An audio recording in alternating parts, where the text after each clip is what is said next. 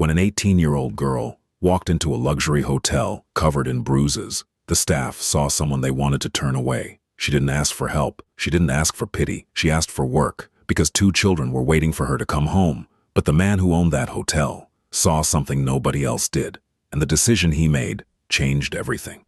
The lobby of the Hale Grand smelled like imported leather, and something floral Marlowe couldn't name.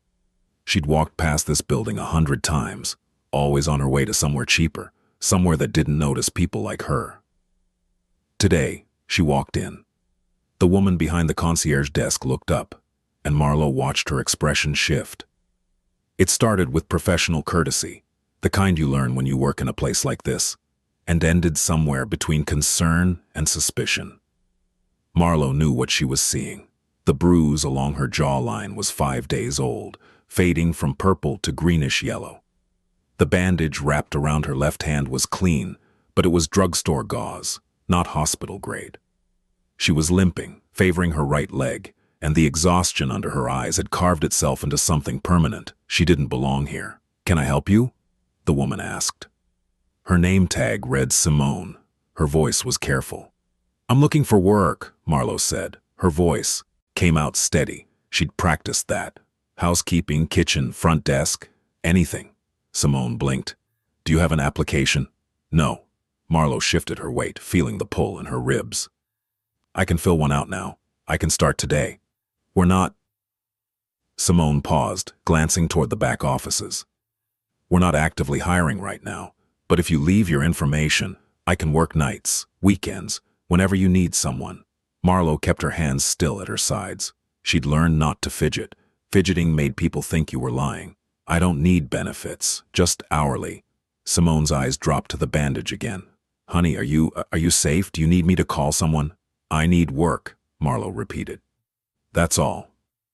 The silence stretched. Somewhere behind them, a phone rang. A luggage cart rolled across marble. "Let me get the manager," Simone said finally. Marlowe nodded. She didn't sit in the leather chairs near the window. Sitting meant getting comfortable, and she couldn't afford that. If they told her to leave, she needed to be ready to walk out with her dignity intact. She counted the seconds. 143. The man who emerged from the back hallway didn't look like a manager. He looked like someone who owned things. Thatcher Hale was 36, though Marlowe didn't know that yet. What she knew was that he moved through the lobby like he'd built it himself, like every inch of polished floor and imported stone existed because he'd willed it into being. He wore a suit that probably cost more than 6 months of rent. His dark hair was pushed back from his face, and his eyes, gray, sharp, assessing, found her immediately. He didn't smile. He didn't ask if she was okay. He stopped 3 feet away and looked at her the way someone might look at a puzzle they hadn't decided to solve yet. "You're looking for work," he said. It wasn't a question. "Yes." "Housekeeping?" "Anything." His gaze moved over. Her face, her hand, the way she was standing. She forced herself not to look away. Men like this, men with power, they tested you by watching how you reacted to being seen. "You have experience?" he asked. "Cleaning, inventory, customer service. I've worked restaurants, retail, hotels." That last part was a stretch. She worked one motel for 3 weeks before the owner went out of business, but it was technically true.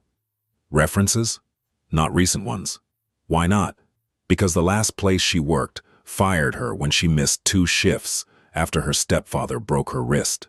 Because she couldn't explain the injuries without raising questions she couldn't afford to answer. Because every time she tried to build something stable, life knocked it down. "Personal reasons," she said. Thatcher was quiet for a long moment. Then he said, "You're 18. It wasn't a question, but she answered anyway. "Yes." "You live nearby?" "Close enough." "Alone?" Her throat tightened. "No." He waited. She didn't elaborate. Most people would have pushed. Most people would have asked the obvious questions, demanded explanations, tried to fill the silence with concern, or judgment, or pity. Thatcher just nodded slowly, like he'd confirmed something he already suspected. "Come back tomorrow," he said. 8 a.m. We'll do a trial shift." Marlowe's chest loosened, just slightly. "Thank you." Don't thank me yet, Thatcher said. His voice was flat, matter-of-fact. You'll be cleaning guest rooms, 6 floors. If you can't keep up, you're done. I can keep up. We'll see. He turned to leave, then stopped. What's your name? Marlowe. Last name? She hesitated. Pierce. He looked at her for one more beat, and Marlowe had the strangest sense that he could see straight through her. Not just the bruises and the exhaustion, but the fear beneath it, the calculation, the weight she was carrying that had nothing to do with her injuries. Then he walked away. Simone was staring at her. He never does that, she said quietly. Marlowe didn't ask what she meant. She left the hotel, walked 4 blocks to the bus stop, and rode 12 minutes to the part of town where the buildings leaned and the streetlights flickered. The apartment was on the 3rd floor of a building that should have been condemned a decade ago. The lock stuck, the way it always did. Marlowe shouldered the door open and stepped into the smell of mildew and something burnt from the unit next door. Jamie was sitting on the couch, legs tucked under them, staring at the TV. The sound was off. Ivy was asleep on the floor, curled around the stuffed rabbit Marlowe had found at a thrift store 3 months ago. Jamie looked up, 7 years old, with Marlowe's same dark hair and their mother's sharp chin. Did you get it? I start tomorrow, Marlowe said. Jamie's shoulders dropped, not relief, just the absence of the worst-case scenario. What time will you be home? I don't know. Yet. Marlowe crouched down next to Ivy, brushed hair off her face. The 5-year-old didn't stir. But I'll be back. I always come back. Jamie nodded. They both knew the promise wasn't enough, but it was all Marlowe had. She'd walked into that hotel, looking for work, but she wasn't trying to survive for herself. 2 children were waiting for her to come back, and she would do anything to make sure she could. Marlowe arrived at the Hale Grand at 7:53 a.m. She'd left the apartment at 6:30, taking 2 buses and walking the final 8 blocks because she couldn't afford the transfer. Her ribs ached from sleeping on the floor. She'd given Jamie and Ivy the couch, layered with every blanket they owned, and the bandage on her hand was starting to fray at the edges. She'd rewrapped it in the gas station bathroom. The employee entrance was around the back, near the service elevators. Simone had told her where to go when she'd called yesterday to confirm the shift. A woman in her 50s with graying hair and kind eyes met her at the door. Marlowe? She asked. Yes, ma'am. I'm Gloria, head of housekeeping.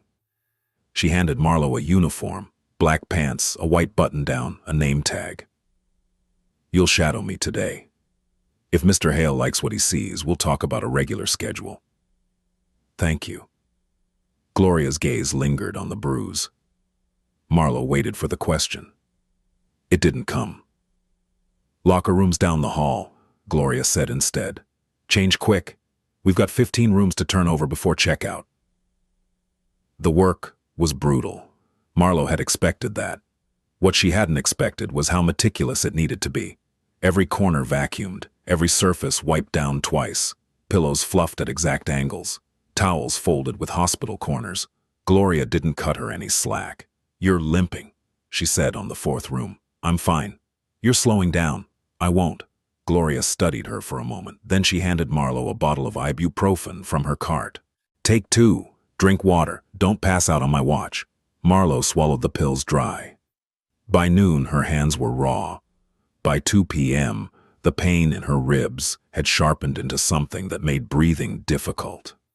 By 4, she was moving on autopilot, muscle memory carrying her through motions her brain had stopped directing. She didn't complain. She didn't sit down.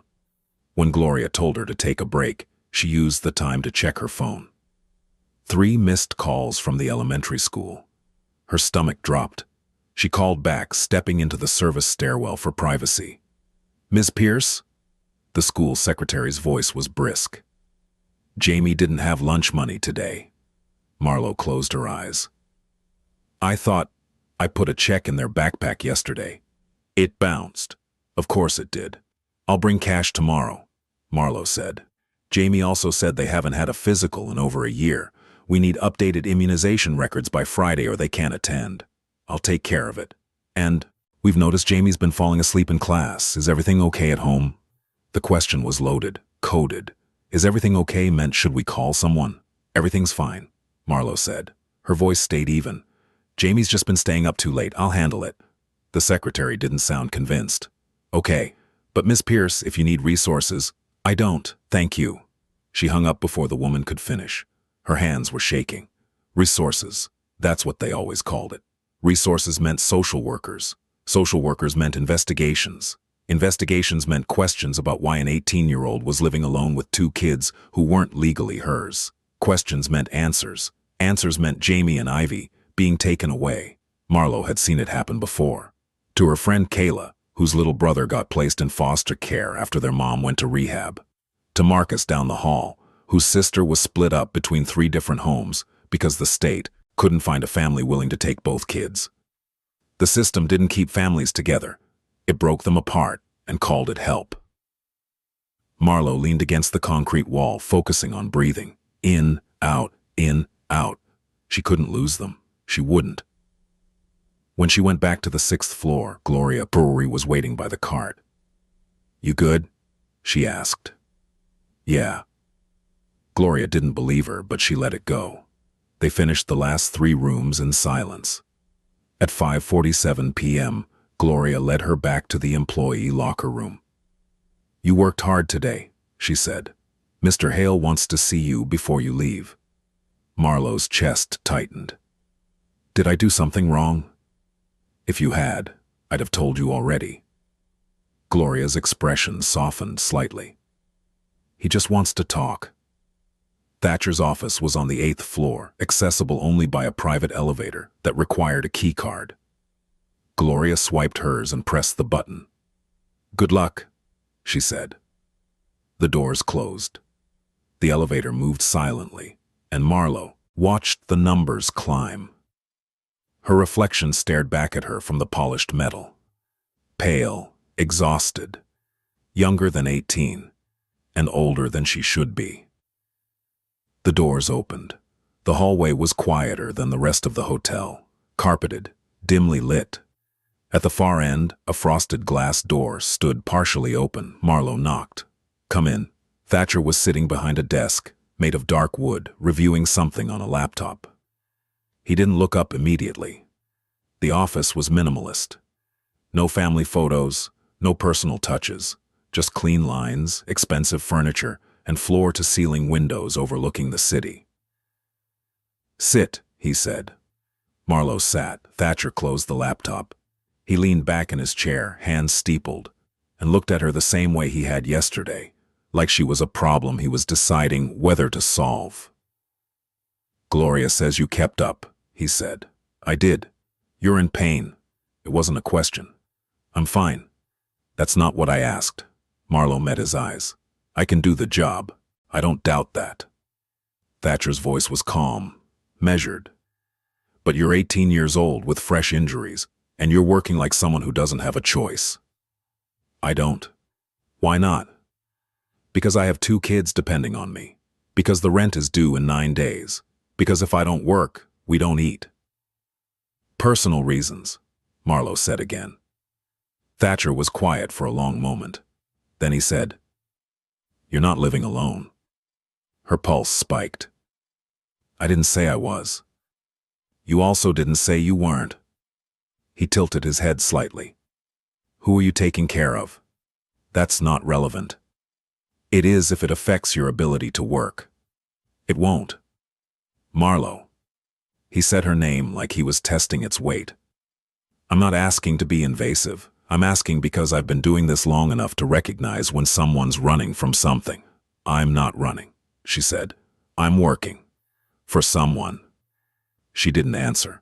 Thatcher leaned forward, resting his forearms on the desk. "Here's what I know. You're young, you're hurt. You're desperate enough to walk into a place like this and ask for work without a resume, without references, without any leverage. That tells me you're out of options." Marlo's jaw tightened. "It also tells me," Thatcher continued, "that you're carrying responsibility you shouldn't have to carry alone. I can handle it." "That's not the question." "Then what is?" "Whether you're safe." The word landed like a punch. Marlo looked away. I'm fine. The bruises say otherwise. They're old. Are they going to be replaced with new ones? Her throat tightened. She didn't answer. Thatcher exhaled slowly. I'm going to offer you a regular position. 4 days a week, 40 hours, minimum wage plus tips from the cleaning service charge. Marlowe's breath caught. Thank you. Don't thank me yet. His expression didn't change. If you miss a shift, you're done. If you show up late, you're done. If I find out you're lying to me about something that puts you or anyone else at risk, you're done. I understand. Do you? Yes. Thatcher studied her for a long moment. Then he slid a business card across the desk. That's my direct line. If something happens, if you need help, you call. Marlowe picked up the card. The weight of it felt heavier than it should. I won't need it, she said. Keep it anyway. She tucked it into her pocket. As she stood to leave, Thatcher said, one more thing. She paused. Whoever you're protecting, he said quietly, make sure they're worth it. Marlowe looked at him, and for a split second, she almost told him about Jamie, about Ivy, about the apartment with the broken lock and the landlord who kept threatening eviction, about the school calling and the system circling and the constant crushing fear that one wrong move would tear everything apart. But she didn't, because trust was a luxury she couldn't afford. They are, she said. Then she left. When Marlowe got home, it was almost 8 p.m. The apartment was dark except for the glow of the TV. Jamie was sitting in the same spot as yesterday, arms wrapped around their knees. Ivy was curled up next to them, half asleep. You're late, Jamie said. I know, I'm sorry. Marlowe dropped her bag by the door, wincing as the motion pulled at her ribs. Did you eat? Jamie gestured toward the counter. 2 empty ramen cups. Marlowe's chest tightened. That was the last of the food. I got the job, she said. I start Friday. Jamie's expression didn't change. How much? Enough. How much? Marlowe hesitated. Minimum wage, 40 hours a week. Jamie was quiet, doing the math. Years old, and they already knew how to calculate whether survival was possible. That's not enough, they said finally. It's a start. What about the rent? I'll figure it out. What about food? I'll figure it out. What about Jamie? Marlowe's voice came out sharper than she intended. She softened it. I'll figure it out. I always do. Jamie looked at her and Marlowe saw it. The exhaustion, the fear, the weight of trying to stay strong when you're too young to understand why you have to. Come here, Marlowe said quietly. Jamie hesitated, then unfolded from the couch and crossed the room. Marlowe pulled them into a hug, careful not to press too hard on her ribs. We're going to be okay, she whispered. I promise. Jamie didn't say anything. Promises didn't mean much when you'd heard them break before. That night, after Jamie and Ivy were asleep, Marlowe sat on the floor with her phone and the business card Thatcher had given her. She stared at the number. If something happens, if you need help, you call. She almost laughed. Help meant explaining. Explaining meant exposing. Exposing meant losing. Marlowe put the card in her wallet, behind her expired ID, and the photo of her mother she couldn't bring herself to throw away. Then she lay down on the floor, pulled the thinnest blanket over herself, and closed her eyes. Tomorrow, she'd get up. Tomorrow she'd work. Tomorrow she'd keep fighting, because Jamie and Ivy didn't have anyone else. And she'd burn herself to ashes before she let them go. Marlowe's first official shift started at 6 a.m. on Friday. She'd woken up at 4:30, moving carefully in the dark so she wouldn't disturb Jamie and Ivy. The apartment was freezing. The radiator had stopped working 2 days ago, and she hadn't had time to ask the landlord to fix it. She pulled on her uniform, wrapped her hand in fresh gauze, and left a note on the counter.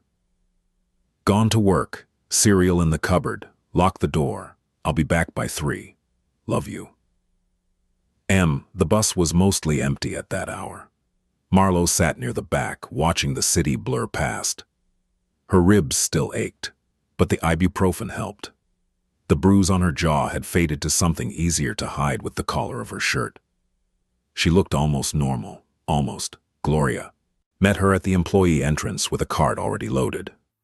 "You're early," she said. "Didn't want to risk being late." "Smart." Gloria handed her a key card. "You're on floors 4 through 6 today.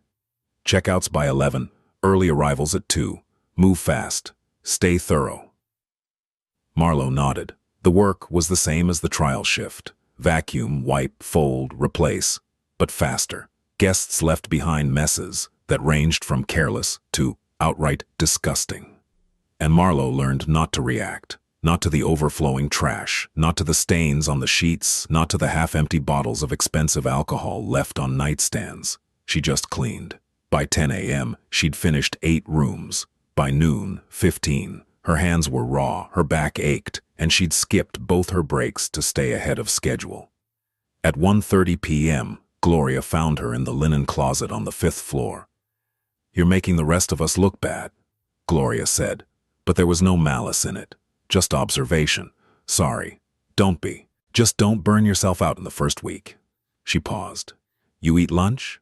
Marlo shook her head. Gloria sighed and handed her a granola bar from her apron pocket. "Eat. You're no good to anyone if you collapse." Marlo took it. "Thank you." "Don't thank me. Just don't make me scrape you off the floor." By 3 p.m., Marlo had finished all 22 rooms on her floors. She clocked out, changed back into her street clothes, and checked her phone. No missed calls. Relief washed over her. She took the bus home, got off 3 stops early to save the fare, and walked the rest of the way. The apartment was quiet. Too quiet. "Jamie?" she called. No answer. Panic spiked. She moved through the apartment quickly. Living room, kitchen, bathroom. The bedroom door was cracked open. Inside, Jamie and Ivy were sitting on the floor, surrounded by crayons and a stack of printer paper Marlo had stolen from the hotel weeks ago. Jamie looked up. "You're back." "Yeah." Marlo's chest loosened. "What are you doing?" "Drawing." Ivy held up a picture. Stick figures in front of a house with a triangle roof and a smiling sun.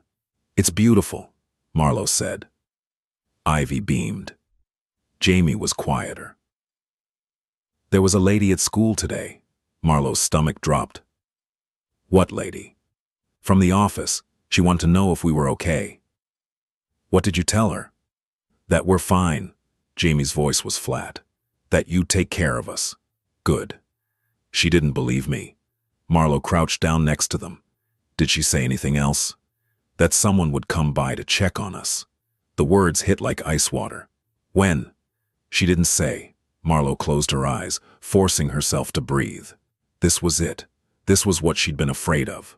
The school had flagged them. Someone, a social worker, a case manager, someone with a clipboard, worry, and the authority to tear their lives apart, was coming. "It's going to be okay," she said, even though she didn't believe it. Jamie looked at her. 7 years old, and already too smart to fall for false comfort. "What are we going to do?" they asked. "We're going to clean," Marlo said. "We're going to make this place look perfect. And when they come, you're going to tell them the truth, that I take care of you, that we're safe, that we're fine. But we're not fine. They don't need to know that." Over the next 3 days, Marlo worked herself to the bone. She picked up an extra shift on Saturday, another on Sunday. She cleaned the apartment until her hands cracked and bled, scrubbing mold off the bathroom tiles and patching holes in the walls with spackle she bought at the dollar store. She hid everything that looked wrong. The eviction notice that had been taped to the door last month. The stack of unpaid bills on the counter. The fact that there was no food in the fridge except a half-gallon of milk and some leftover rice. She coached Jamie, told them what to say, what not to say. "We're fine. Marlo takes care of us. We go to school every day, we have food, we have clothes. We're safe." On Monday, someone knocked. Marlo opened the door to find a woman in her 40s with a kind face and a laminated badge clipped to her belt. "Marlo Pierce?" the woman asked. "Yes."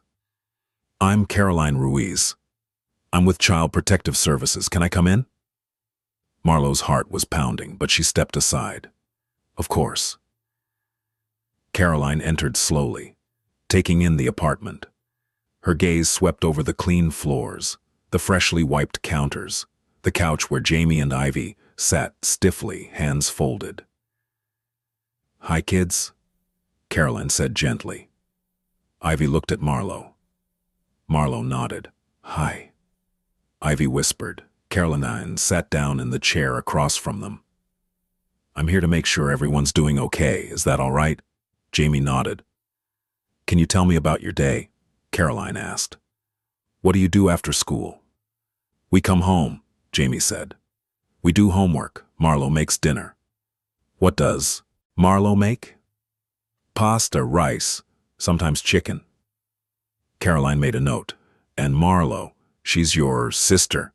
Jamie hesitated. "Yes." It was technically true. Half-sister from their mother's second marriage.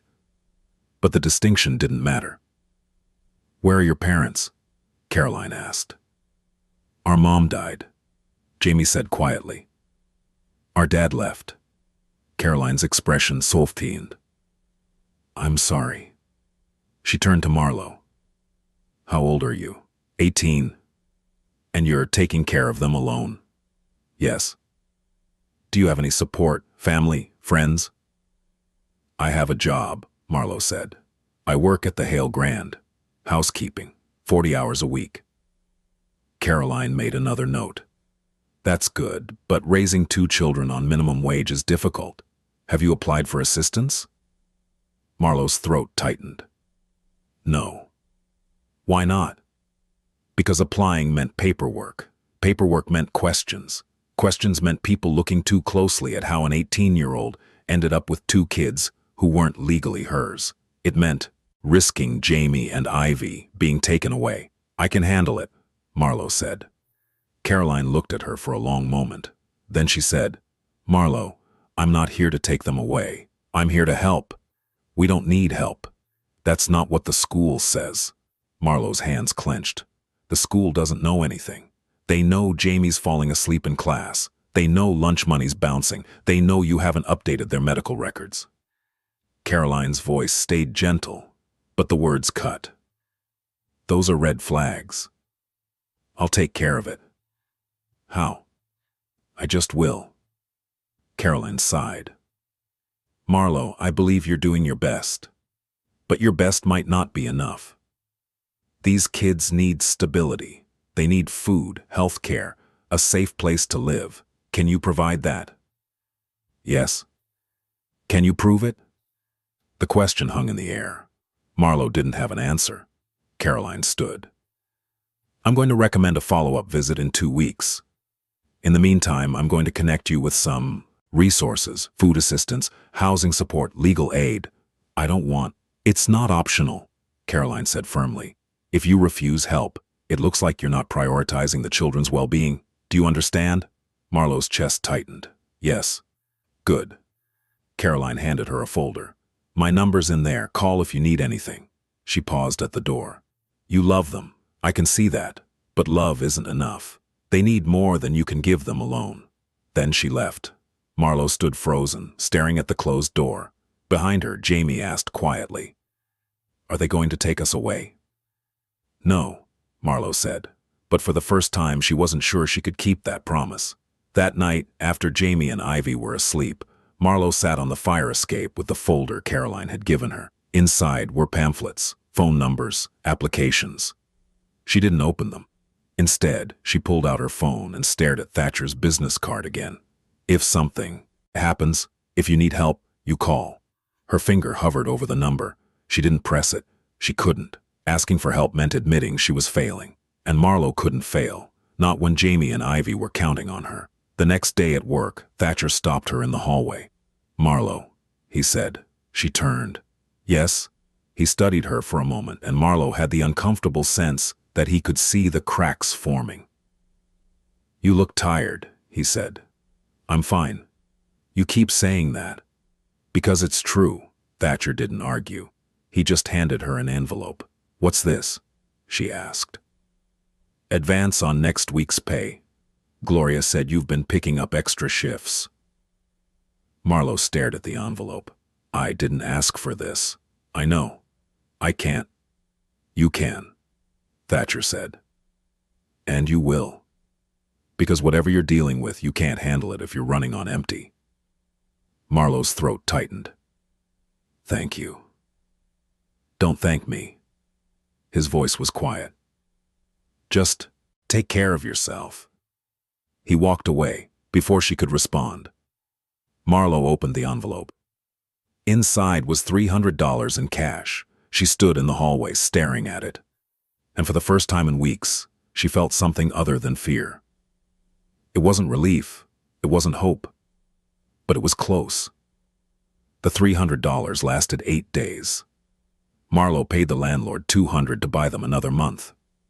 She used $50 for groceries, real groceries, not just ramen and rice, and spent the rest on bus fare, laundry detergent, and a new pair of shoes for Ivy, whose toes had been cramping in the old ones. By day 9, they were back to counting pennies. But for those 8 days, Marlo had been able to breathe. She worked her shifts at the Hale Grand with mechanical precision.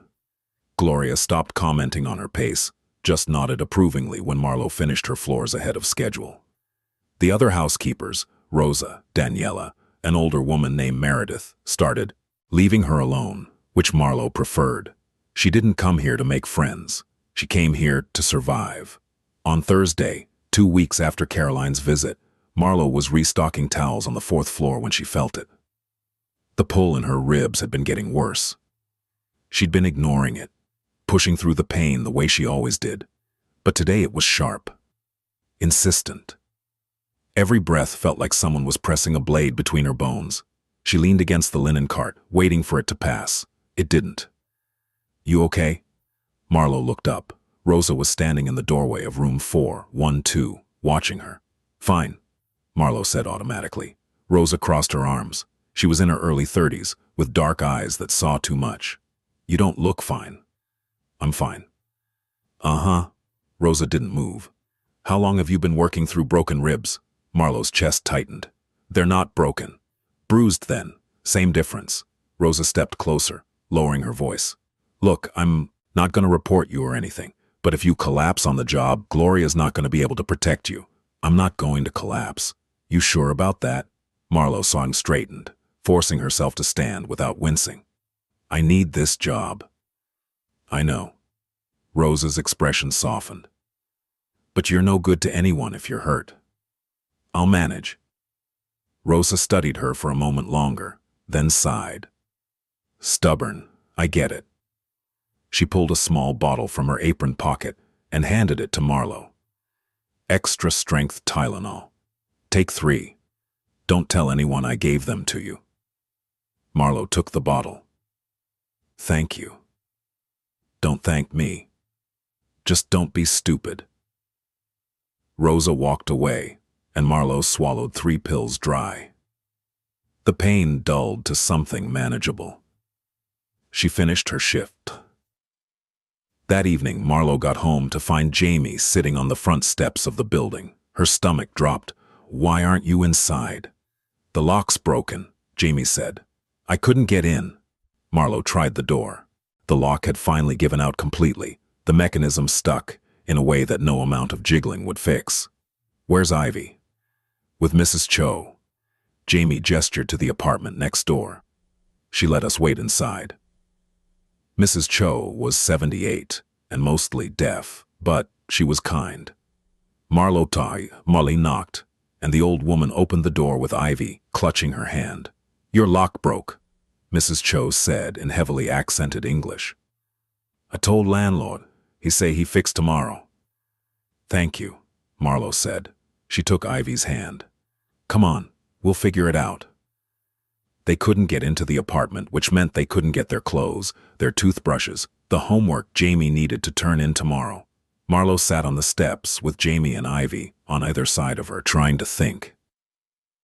Are we going to sleep out here? Ivy asked quietly. No, Marlo said. We'll find somewhere. Where? She didn't have an answer. The shelter would ask too many questions. A motel would cost money she didn't have. Sleeping on the street wasn't an option with 2 kids. Marlo pulled out her phone, staring at the screen. She had $47 in her bank account, not enough for a room. Her finger hovered over Thatcher's number. If something happens, if you need help, you call. She pressed dial before she could talk herself out of it. It rang twice. Marlo. His voice was calm, steady, like he'd been expecting her. Her throat tightened. I need help. Where are you? Home. But the lock broke and we can't get inside and I don't have anywhere else to go and... Slow down. Thatcher's voice cut through the spiral. Are you safe right now? Yes. Are you hurt? No. Okay, give me your address. Marlo hesitated. Giving him her address meant letting him see where she lived, meant exposing the broken building, the unsafe neighborhood, the reality she'd been trying to hide. Marlo, Thatcher said quietly, I can't help if I don't know where you are. She gave him the address. Stay where you are, he said. I'll be there in 20 minutes. He hung up. Marlo sat on the steps, arms around Jamie and Ivy, and waited. Thatcher arrived in 18 minutes. He pulled up in a black car that looked too expensive for this neighborhood, got out, and walked toward them without hesitation. He was wearing dark jeans and a plain shirt. No suit, no polished veneer, but he still looked like he didn't belong here. His gaze moved over the building, the broken lock, the rust on the fire escape. Then he looked at Marlo. These are your siblings, he said. It wasn't a question. Marlo nodded. Thatcher crouched down so he was eye level with Jamie and Ivy. I'm Thatcher, he said. His voice was quieter than Marlo had ever heard it. Your sister works for me. Jamie stared at him, silent. Ivy hid behind Marlo's leg. Thatcher didn't push. He just straightened and looked at Marlo. How long has the lock been broken? It's been sticking for weeks. Today, it gave out completely. Has your landlord been notified? Yes. And? He said he'd fix it tomorrow. Thatcher's jaw tightened. You can't stay here tonight. I know. Do you have somewhere to go? Marlo shook her head. Thatcher was quiet for a moment. Then he said, Come with me. Where? The hotel. I have vacant suites. Marlo's chest tightened. I can't afford. You're not paying. Thatcher's voice was firm. You work for me. That means you're my responsibility. Understood? I don't need charity. It's not charity. It's logistics. He gestured toward the car. Get in. Marlo looked at Jamie and Ivy. They were both watching her, waiting for her to decide if this man was safe. She didn't know, but she didn't have another option. Okay, she said quietly. The drive to the Hale Grand was silent. Jamie and Ivy sat in the back, pressed against each other. Marlo sat in the passenger seat, hands folded in her lap, watching the city blur past. Thatcher didn't ask questions. He didn't try to fill the silence. He just drove. When they arrived, he parked in the underground garage and led them to a service elevator Marlo had never used before. It required a key card and went straight to the 8th floor. The suite he unlocked was bigger than Marlo's entire apartment. Floor-to-ceiling windows overlooked the city. A king-sized bed sat in the main room with a pull-out couch and a separate bedroom visible through an open door. The bathroom had a soaking tub and marble counters. It was the kind of place Marlo had only seen in magazines. Ivy's eyes went wide. We're staying here? For tonight, Thatcher said. He set a key card on the table. There's food in the fridge, clean towels in the bathroom. If you need anything, call the front desk. Marlo's throat tightened. Thank you. Don't thank me yet. Thatcher looked at her and his expression was harder than before. Tomorrow we're going to talk. About what? About why an 18-year-old is raising 2 kids alone in a building that should be condemned. Marlo's pulse spiked. That's not. It is my business, Thatcher said quietly. Because you work for me, and because I don't let people who work for me fall through the cracks. He left before she could argue. That night, Marlo lay in the massive bed with Jamie and Ivy curled up on either side of her. The sheets were soft. The room was warm. For the first time in months, she felt safe. But safety was terrifying. Because safety meant letting her guard down, and letting her guard down meant someone could see the truth. Jamie stirred beside her. Marlo? Yeah? Is he going to help us? Marlo didn't know how to answer. I think so. Do you trust him? She thought about Thatcher's calm voice, the way he'd crouched down to talk to Jamie and Ivy, the fact that he'd come when she called. I don't know yet, she said honestly. Jamie was quiet for a moment, then, I'm scared. Me too. What if they take us away? They won't. How do you know? Because I won't let them. Jamie didn't say anything else, but they pressed closer, and Marlo wrapped her arms around them. Across the room, Ivy was already asleep, her breathing soft and even. Marlo stared at the ceiling, watching shadows shift. Tomorrow, she'd have to explain. Tomorrow, she'd have to trust. Tomorrow, everything could fall apart. But tonight, they were warm. Tonight, they were safe. And for now, that was enough. Marlo woke to sunlight streaming through the windows. For a moment, she forgot where she was. Then it came back, the broken lock, the phone call, Thatcher's car. She turned her head and saw Jamie and Ivy still asleep, tangled in blankets that probably cost more than a month's rent. It was 6:47 a.m. She needed to be at work by 8. Marlo slipped out of bed carefully, trying not to wake them. She found her phone on the nightstand and saw 2 texts from Gloria. Heard you had an emergency. Take the day. See you tomorrow. The second was from Thatcher. Come to my office at 10. Bring the kids. Marlo's stomach tightened. She showered quickly, using the expensive soap and shampoo that smelled like something she couldn't pronounce. When she came out, Jamie was awake, sitting on the edge of the bed. Where are we? They asked. The hotel. Thatcher let us stay here last night. Why? Because our lock was broken. Jamie processed this. Is he going to ask questions? Probably. What are we going to say? Marlo sat down next to them. The truth. The truth gets us taken away. Not all of it. Marlo's voice was quiet. Just enough. Jamie looked at her and Marlo saw the fear there. The distrust. The knowledge that adults didn't help. They just made things worse. I won't let anything happen to you, Marlo said. I promise. You can't promise that. I can try. 10 a.m. Marlo knocked on Thatcher's office door. Come in. She entered with Jamie and Ivy behind her. Ivy was holding Marlo's hand so tightly, it hurt. Thatcher was sitting behind his desk, but he stood when they entered. He gestured toward the chairs. Sit. Marlo sat. Jamie and Ivy climbed into the chair next to her, pressed together. Thatcher leaned against the front of his desk, arms crossed. He looked at Marlo for a long moment, then at the kids, then back at her. How old are they? He asked. 7 and 5. And they're your siblings. Half-siblings. Same mother. Where's your mother? Marlo's throat tightened. Dead. 2 years ago. Thatcher's expression didn't change, but something shifted in his eyes. I'm sorry. She nodded. And their father? Gone. He left when Ivy was born. What about yours? Never met him. Thatcher was quiet for a moment. So you've been raising them alone for 2 years? Yes. Since you were 16? Yes. Does anyone else know? The school, CPS, came to check on us 2 weeks ago. And? They're monitoring the situation. Marlo's voice stayed flat. They want to see if I can provide a stable environment. Can you? The question cut. Marlo looked at him. I'm trying. That's not what I asked. It's the only answer I have. Thatcher exhaled slowly. He moved to the chair behind his desk and sat down, steepling his fingers. Marlo, what you're doing is impossible. I'm doing it anyway. You're 18 years old. You're working 40 hours a week for minimum wage. You're living in a building that's falling apart. You can't keep this up. I don't have a choice. You do. Thatcher's voice was calm, but there was steel underneath. You can let someone help you. Help how? Marlo's hands clenched.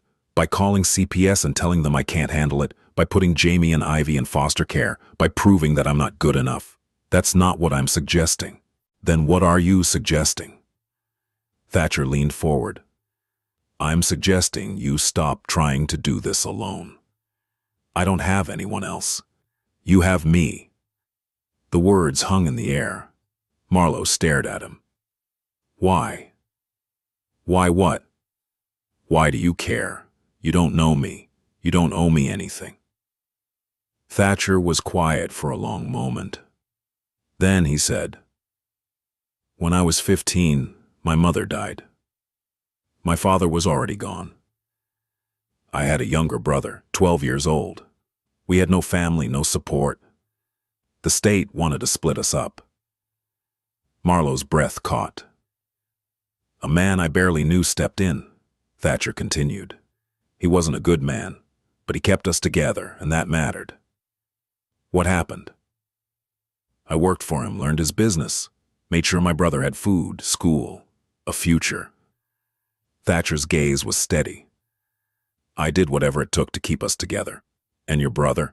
He's a lawyer now, married, 2 kids. He doesn't talk to me much anymore, but he's safe. That's what matters."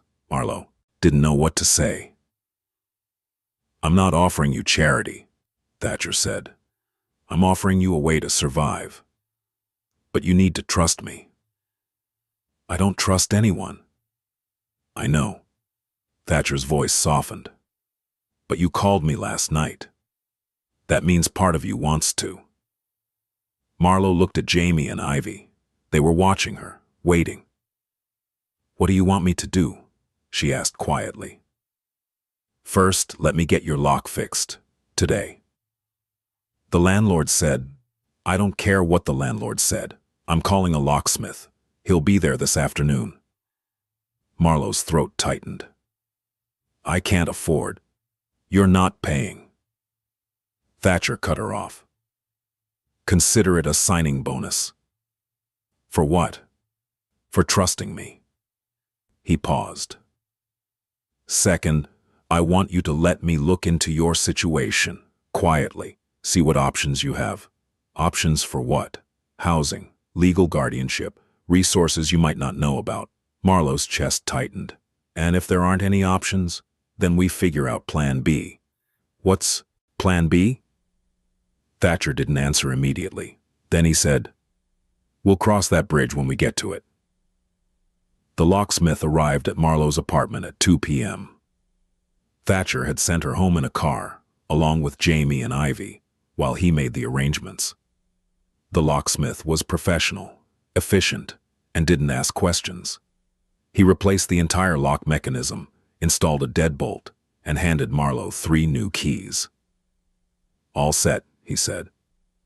"How much do I owe you?" "Already taken care of." He left before she could argue.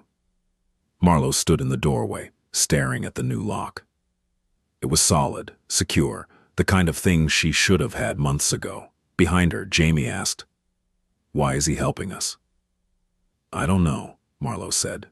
"Do you think he wants something?" The question made her stomach turn. She'd thought about that, about what men usually wanted when they offered help. But Thatcher hadn't looked at her that way. He'd looked at her like she was a problem to solve, not a thing to use. "I don't think so," she said finally. Jamie didn't look convinced. Over the next week, Marlowe kept waiting for the other shoe to drop, for Thatcher to ask for something in return, for the help to come with strings attached. It didn't. The lock stayed fixed. He gave her another advance on her paycheck without her asking. When Ivy got sick with a fever, he arranged for a doctor to come to the hotel. Off the books, no insurance required. The doctor prescribed antibiotics and told Marlowe the fever would break in 2 days. It did. Marlowe kept working her shifts, kept bringing Jamie and Ivy home, kept holding everything together with duct tape and sheer will. But something had shifted. The weight was still there, but it felt less crushing. On Friday, 2 weeks after the lock incident, Thatcher called her into his office again. "Sit," he said. Marlowe sat. He slid a folder across the desk. "I had someone look into your situation." Her pulse spiked. "What kind of someone?" "A lawyer, specializes in family law." "I told you I can't afford." "You're not paying," Thatcher said again. "Just listen." Marlowe opened the folder. Inside were documents. Legal terms she didn't understand. Phrases like guardianship petition, an emancipated minor, and kinship care. "What is this?" she asked. "Options." Thatcher leaned back in his chair. Right now, you're in a legal gray area. You're 18, which means you're an adult. But Jamie and Ivy aren't your legal dependents. If CPS decides you're not fit, they can take them. Marlowe's chest tightened. I know that. But there are ways to formalize the arrangement. Make it legal. Prove that you're their guardian. How? Petition for guardianship. It's not adoption. It's temporary, but it gives you legal authority. It also makes you eligible for support programs, foster care stipends, Medicaid, food assistance. Marlowe stared at the papers. And if I do this, then CPS has less ground to stand on. You're not just some kid trying to survive. You're a legal guardian doing everything by the book. What if they say no? Then we appeal. Thatcher's voice was firm. But the lawyer thinks you have a good case. You've been taking care of them for 2 years. You have a job. You're stable. I'm not stable. You're more stable than foster care. Marlowe looked at him. Why are you doing this?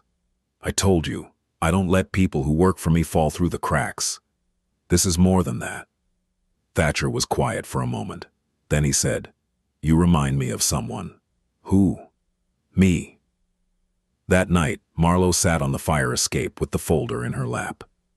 She read through the documents slowly, trying to understand the legal jargon. Guardianship meant responsibility.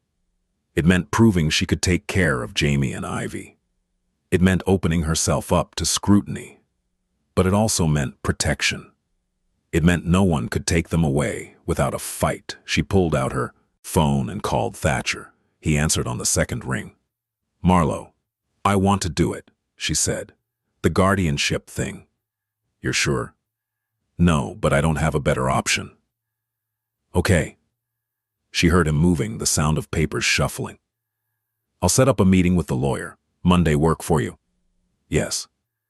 Good. He paused. Marlowe. Yeah. You're doing the right thing. How do you know? Because you're still fighting. She didn't know what to say to that. Get some rest, Thatcher said quietly. You're going to need it. He hung up. Marlowe sat on the fire escape, staring at the city lights, and let herself feel something she hadn't felt in a long time. Hope. The lawyer's name was Grace Mendoza. She was in her mid-40s with sharp eyes and a handshake that could crack bones. Thatcher had arranged for them to meet at the hotel, in one of the conference rooms on the second floor. Marlowe arrived early, Jamie and Ivy in tow. Grace looked at them and smiled. It wasn't a pitying smile. It was professional. You must be Marlowe. Yes, ma'am. And these are Jamie and Ivy. The kids nodded. Grace gestured to the table. Let's sit. We have a lot to cover. For the next hour, Grace walked Marlowe through the process.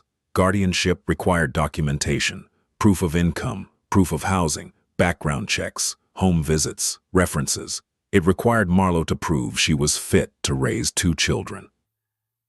It's not going to be easy, Grace said. The court will scrutinize everything. Your age, your finances, your living situation. I know. But you have advantages. Grace tapped her pen against the notepad. You've been their primary caregiver for 2 years. You have a steady job. You have support. Support. Grace glanced toward the door, where Thatcher was standing. Marlowe hadn't noticed him come in. Mr. Hale has agreed to provide a character reference, Grace said. He's also offered to assist with housing arrangements. Marlowe looked at Thatcher. What does that mean? It means, Thatcher said, stepping into the room, that I own several residential properties. One of them is vacant. You can live there.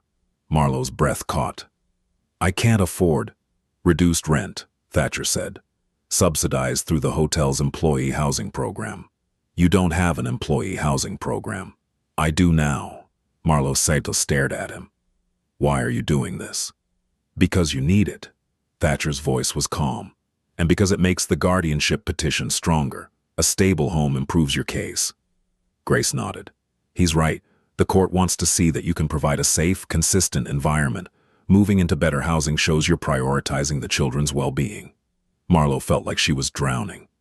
This is too much. It's what you need, Thatcher said simply. She looked at Jamie and Ivy. They were sitting quietly, watching the adults talk about their future.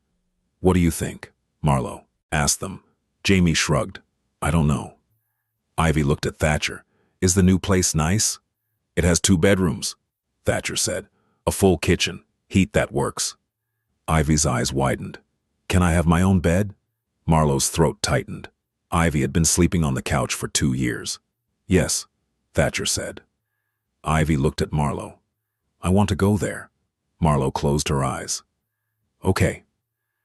The apartment Thatcher showed them was on the north side of the city, in a building that looked like it had been renovated within the last decade. The hallway was clean, the elevator worked, there were locks on every door. Inside, the apartment was small, but functional. 2 bedrooms, a galley kitchen, a living room with actual furniture. The walls were freshly painted. The floors were solid. It was the nicest place Marlowe had ever lived. Rent is $500 a month, Thatcher said. Utilities included. Marlowe did the math in her head. 500 was more than half her paycheck. Yeah, can't. You're also getting a raise, Thatcher said. $15 an hour. Effective immediately. That's not. It's market rate for experienced housekeeping staff, Thatcher interrupted. Gloria agrees. You've earned it. Marlowe stared at him. I don't understand. What's not to understand? Why you're helping us. Thatcher was quiet for a moment. Then he said, because someone helped me once. And I didn't forget. He handed her the keys. Move in this weekend. Let me know if you need help. Then he left. Marlowe stood in the empty apartment, Jamie and Ivy exploring the bedrooms, and tried to process what had just happened. A month ago, she'd been desperate, terrified, certain that everything was going to fall apart. Now she had a job with decent pay, an apartment with working locks, a lawyer helping her file for guardianship. None of it felt real. Jamie appeared in the doorway. There's a closet in my room. That's good. And a window. Also good. Jamie looked at her. Do you trust him? Marlowe thought about Thatcher, about the way he'd shown up when she called, about the lock, the doctor, the lawyer, this apartment. I think so, she said. What if he changes his mind? Then we figure something else out. What if there's nothing else? Marlowe pulled Jamie into a hug. There's always something else. We've made it this far, haven't we? Jamie nodded against her shoulder. We'll make it through this too, Marlowe said. She hoped she was right. They moved in on Saturday. It didn't take long. They didn't have much. Some clothes, a few dishes, the stuffed rabbit, the crayons and paper. Everything fit into 4 garbage bags and a cardboard box. Thatcher sent movers anyway. They arrived with a truck full of furniture, beds, dressers, a couch, a kitchen table, sheets and towels and dishes still in their packaging. We didn't order this, Marlowe said. The lead mover shrugged. It's on the invoice. Already paid. 4, Marlowe called Thatcher. You sent furniture, she said when he answered. You need furniture. I didn't ask for it. I know. Thatcher. Marlowe. His voice was patient. You have 2 kids. You can't sleep on the floor anymore. I'll pay you back. No, you won't. Yes, I will. Fine. He sounded amused. Take it out of your raise over the next decade. That's not. I have a meeting. Call if you need anything. He hung up. Marlowe stood in the living room surrounded by boxes and movers and furniture that cost more than she made in a year, and felt something break inside her, not in a bad way. In the way that happens when you've been holding yourself together for so long that you forget what it feels like to let go. She sat down on the new couch, put her face in her hands, and cried. Jamie sat down next to her. Are you okay? Yeah, Marlowe said, her voice cracked. I'm okay. Then why are you crying? Because someone's being nice to us. Jamie didn't understand, but they wrapped their arms around Marlowe anyway. Across the room, Ivy was already asleep in her new bed, the stuffed rabbit tucked under her chin. For the first time in 2 years, Marlowe let herself believe that maybe, just maybe, they were going to be okay, and the guardianship petition was filed on Wednesday. Grace had walked Marlowe through every page, explaining what each document meant, what the court would look for, what could go wrong. There were a lot of things that could go wrong. The petition required a home study. A social worker would visit the new apartment, interview Marlowe, interview the kids, inspect every room. They'd ask about income, about childcare, about emergency plans. They'd look for reasons to say no. The home study is scheduled for next Thursday, Grace said. That gives you 10 days to prepare. Prepare how? Make sure the apartment is clean, stock the fridge, have a fire escape plan, know where the nearest hospital is. Grace's voice was matter-of-fact. They're going to look for stability. Show them you have it. Marlo nodded, taking notes. One more thing, Grace said. They'll ask the kids questions, alone. Marlo's chest tightened. What kind of questions? About their life, how they feel, whether they feel safe. Grace met her eyes. They're going to try to determine if this is what Jamie and Ivy actually want, or if they're just going along with what you want. They want to stay with me. I believe you, but you need to make sure they can articulate that. That night, Marlo sat down with Jamie and Ivy at the new kitchen table. We need to talk about something, she said.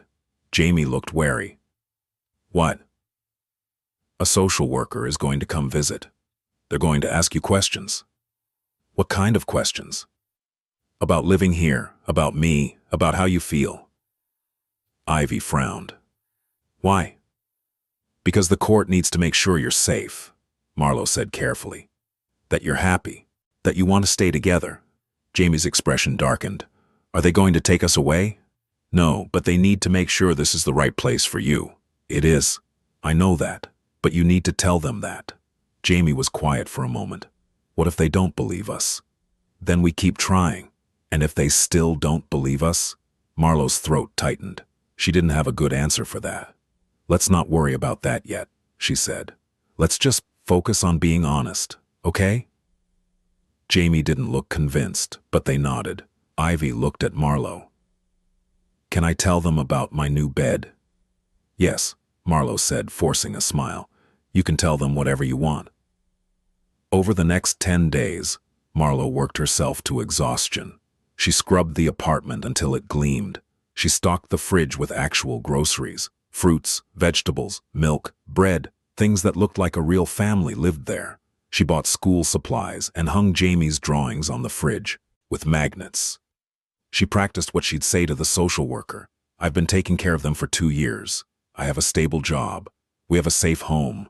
They're doing well in school. They're happy. She practiced until the words sounded natural. At work, she kept her head down and her pace steady.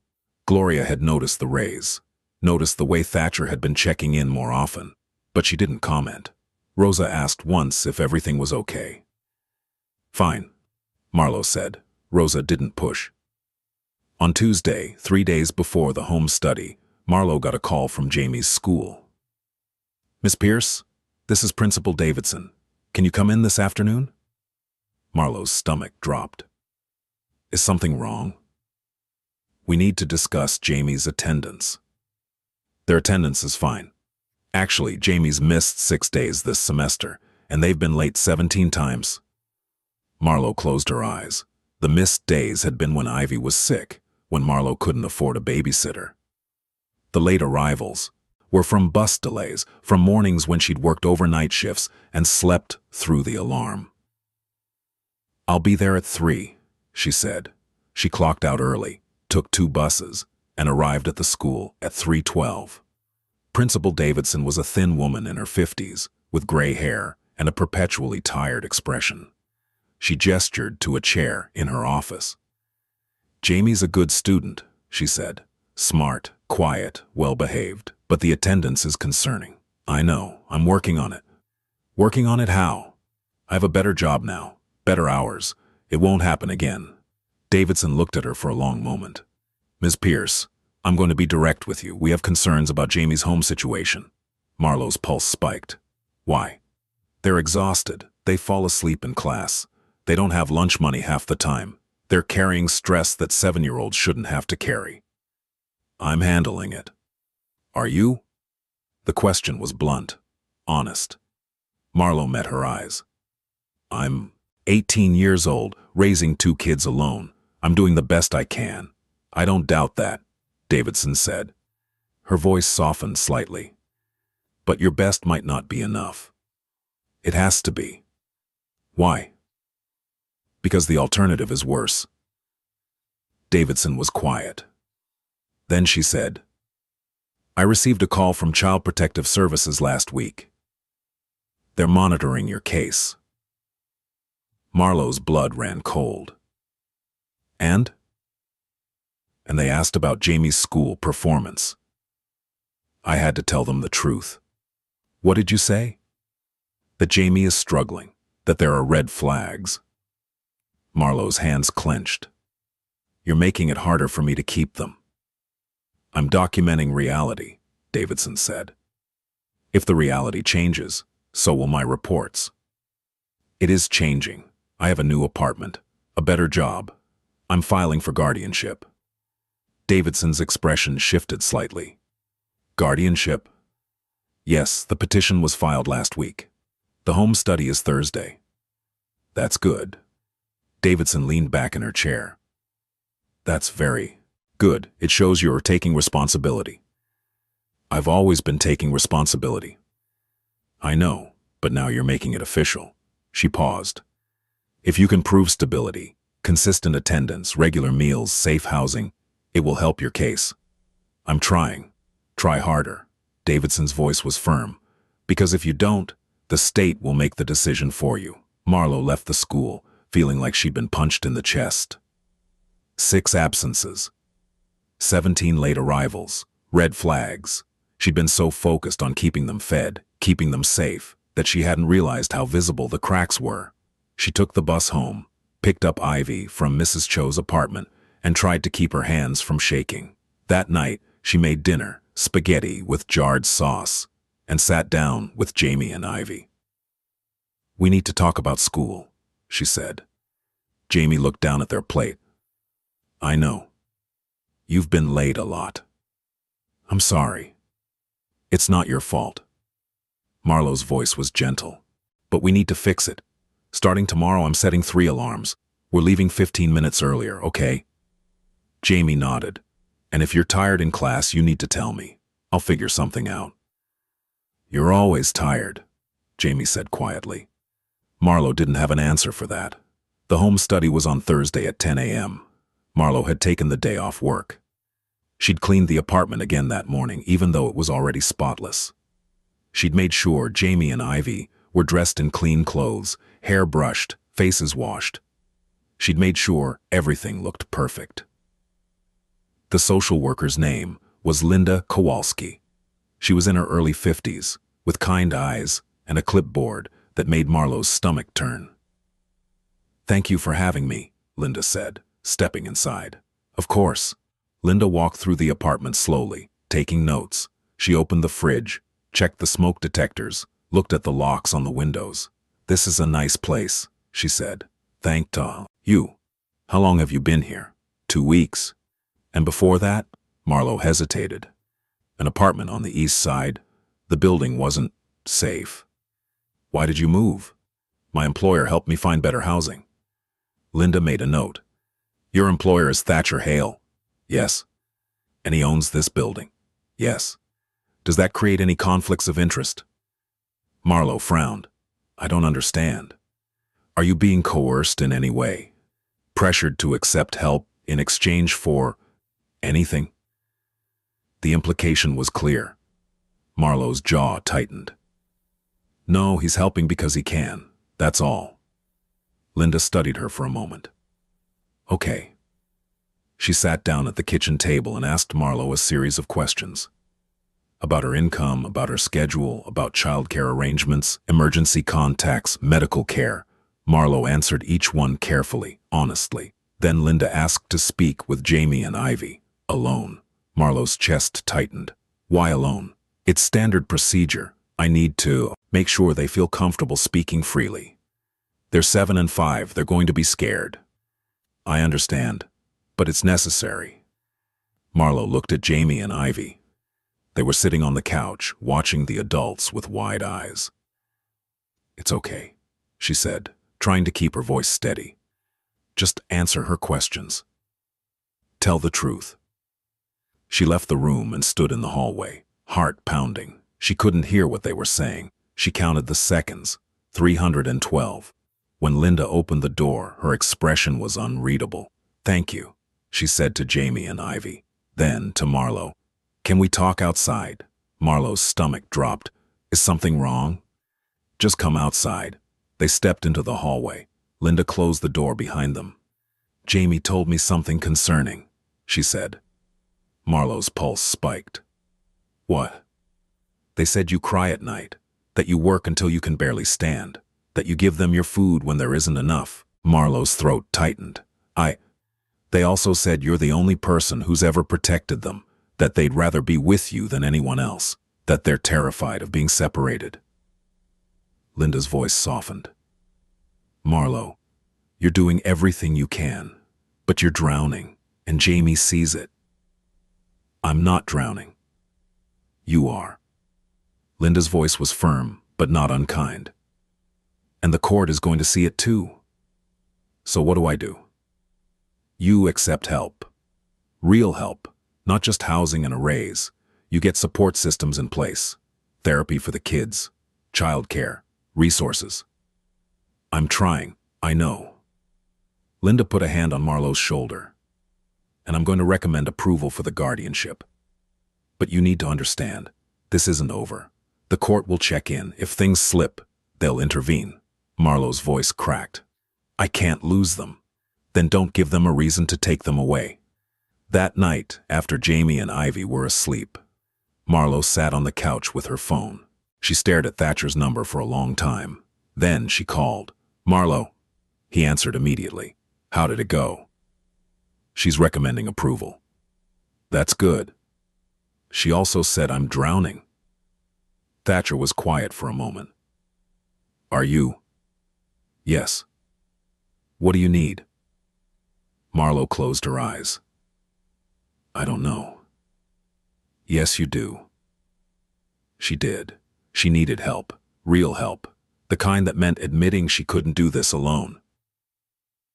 Linda said I need support systems, she said. Therapy for the kids. Childcare. Okay.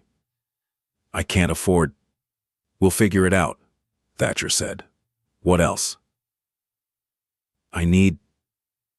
Her voice broke. I need to know this isn't going to fall apart. It won't. How do you know? Because you won't let it. Marlo's throat tightened. What if I'm not enough? You are, Thatcher said quietly. But you don't have to be everything. Let people help you. Why do you care so much?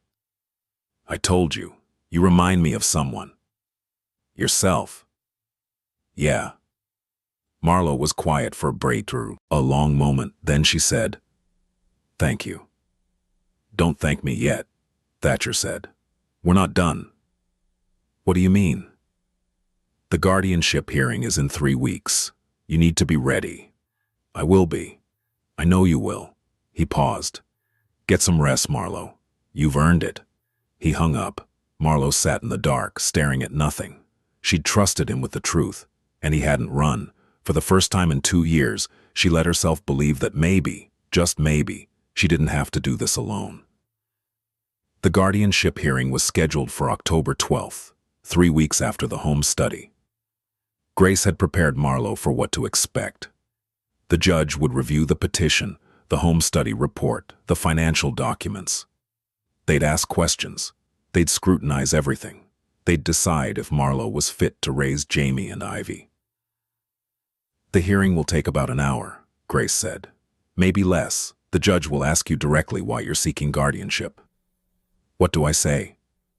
The truth, but I'd keep it simple. You've been their primary caregiver. You love them. You want to make it official so they're protected. Marlo nodded, taking notes.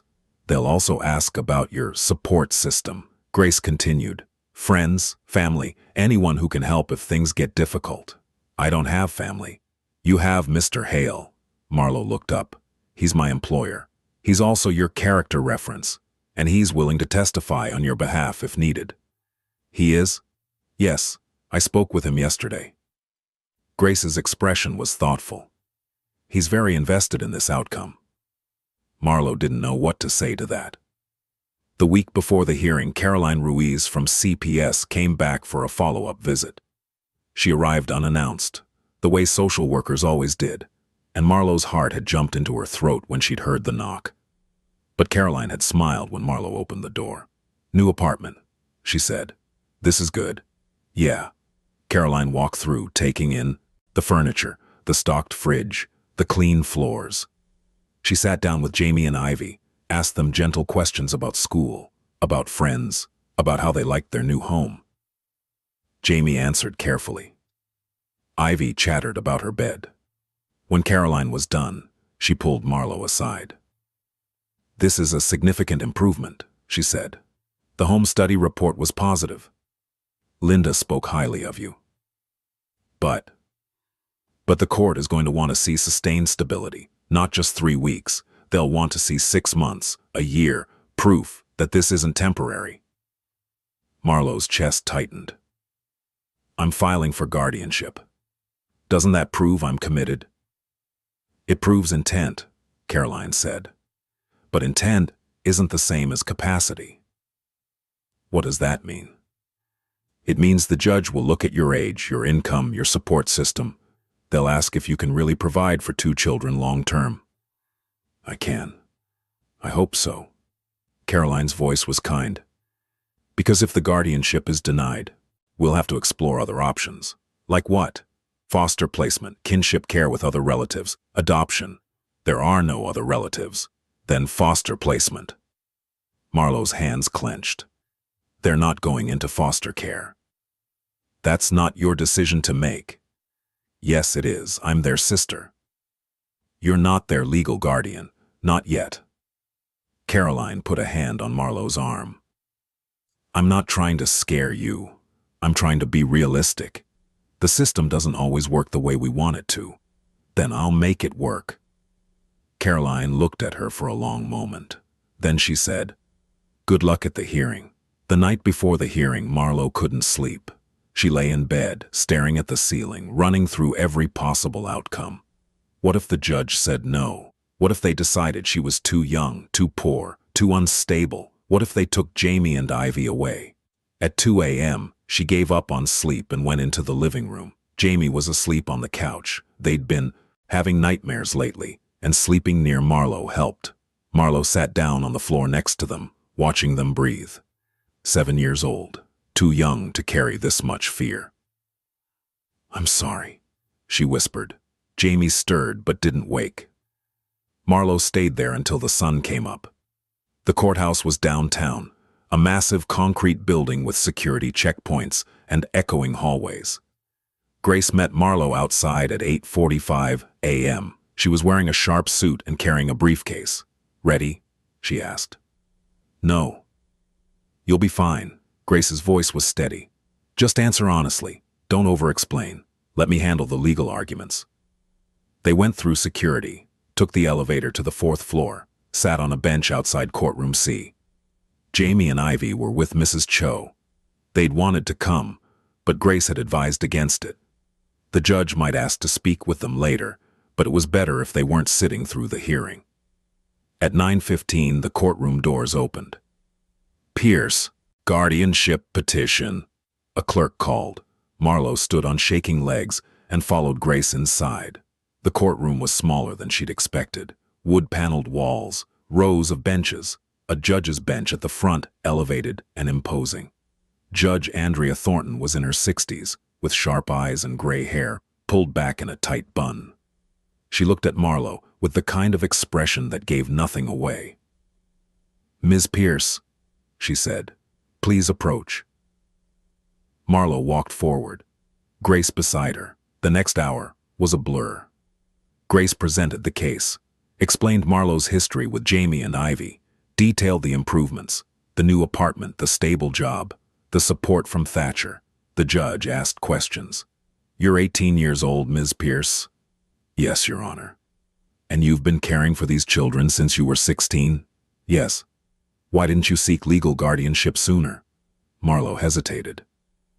"I didn't know I could." "Or you were afraid the state would intervene?" The question was pointed. "Both," Marlo said honestly. Judge Thornton made a note. "Tell me about your income." Marlo explained her job at the Hale Grand, the raise, the 40 hours a week. "And your housing is subsidized by your employer?" Yes. Is there any impropriety in that arrangement? Marlowe's jaw tightened. No, Your Honor. Mr. Hale is helping because he can. That's all. Mr. Hale is here to testify? Grace nodded. Yes, Your Honor. Call him. A clerk opened the courtroom doors, and Thatcher walked in. He was wearing a suit, dark, perfectly tailored, and he moved with the same quiet authority he always had. He didn't look at Marlowe as he approached the stand. He was sworn in. Mr. Hale, Judge Thornton said, you employ Mrs. Pierce? Yes, Your Honor. For how long? 5 weeks. And in that time you've provided her with a raise, subsidized housing and legal assistance? Yes. Why? Thatcher didn't hesitate. Because she needed it, and because she's proven she's willing to work for it. You understand that some might view this as coercion? That you're using your position as her employer to exert influence? I understand how it might look, Thatcher said calmly. But that's not what's happening. Miss Pierce came to me asking for work. I gave her a job. She worked hard. I recognized that and compensated accordingly. When I learned about her situation with Jamie and Ivy, I offered help. She didn't ask for it. I offered. Why? Because I was in her position once, and someone helped me. I'm paying it forward. Judge Thornton studied him. You have no ulterior motive? No, Your Honor. You're not seeking custody yourself? No. You're not expecting anything in return? No. The judge made another note. Thank you, Mr. Hale. You may step down. Thatcher left the stand. As he passed Marlowe, he met her eyes for just a second. She saw something there she hadn't seen before. Belief. The hearing continued. The judge reviewed the home study report. Linda's recommendation, Caroline's follow-up notes. Finally, Judge Thornton looked at Marlowe. Miss Pierce, do you understand what you're asking for? Yes, Your Honor. Guardianship is a legal responsibility. It means you're accountable for these children's well-being, their education, their health, their safety. If you fail, the state will intervene. I understand. Do you believe you can provide for them adequately? Marlowe's throat tightened. I'm going to try. That's not what I asked. Yes, Marlowe said, her voice steadier. I believe I can. Judge Thornton was quiet for a long moment. Then she said, I'm going to grant the petition. Marlowe's breath caught. Guardianship is hereby awarded to Marlowe Pierce for Jamie and Ivy Pierce, effective immediately. This arrangement will be reviewed in 6 months. Ms. Pierce, if your circumstances change, if you lose your job, your housing, or if the children's well-being is compromised in any way, the state will reassess. Yes, Your Honor. Do you understand the gravity of this responsibility? Yes. Then don't make me regret this decision. I won't. Judge Thornton nodded. We're adjourned. The gavel came down. Marlowe stood in the hallway outside the courtroom, hands shaking. Grace was smiling. You did it. I did it, Marlowe repeated, like she didn't believe it. Congratulations. Grace shook her hand. You're officially their legal guardian. Marlowe felt like she might cry, or collapse, or both. Thatcher appeared beside them. Congratulations. Thank you, Marlowe said. Her voice cracked. For everything. You earned it. I didn't, not alone. No one does anything alone, Thatcher said quietly. That's the point. Marlowe looked at him. Why did you help me? I told you. You remind me. Of yourself, I know. Marlowe's voice was firmer now. But it's more than that. Thatcher was quiet. For a moment. When my brother and I were separated, I promised myself that if I ever had the power to stop it from happening to someone else, I would. You called me that night. You asked for help. I wasn't going to let you fall through the cracks. I don't know how to repay you. You don't need to. Thatcher's expression softened slightly. Just take care of them. That's enough. Marlowe took the bus home. She picked up Jamie and Ivy from Mrs. Cho's apartment, and they walked up to their own place, the place with working locks and heat and 2 bedrooms. Did you win? Jamie asked. Yeah, Marlo said.